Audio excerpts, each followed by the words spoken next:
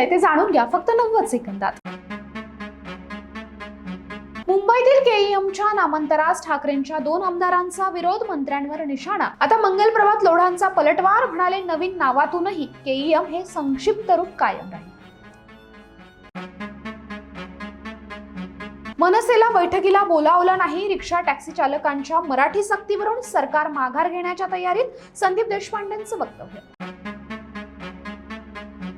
मराठीवरून माघार नाही, प्रताप सरनाईक ठाम, रिक्षा टॅक्सी चालकांच्या बैठकीत म्हणाले, आम्ही महाराष्ट्रात व्यवसाय करू, मात्र हिंदीतच बोलू, अशी त्यांची भूमिका असेल तर ते चालणार नाही।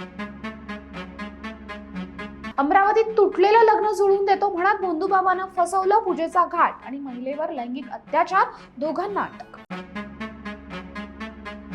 पहिली बिर्याणी मग कलिंगड खाल्लं, दुसऱ्या दिवशी भयंकर घडलं, एकाच कुटुंबातील 4घांचा मृत्यू, मुंबईतील हादरवणारी घटना।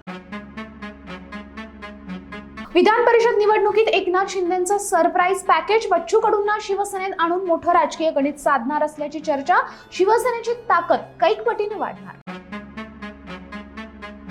रिक्षा टॅक्सी चालकांच्या मराठी सक्ती विरोधात संजय निरुपम इरेला पेटले, परिवहन मंत्र्यांना दुसरं पत्र, म्हणाले बँका आणि कॉर्पोरेट कंपन्यांनाही मराठी सक्ती करा। या आणि अशाच ताज्या घडामोडींसाठी बखर लाईव्हला सबस्क्राईब करा।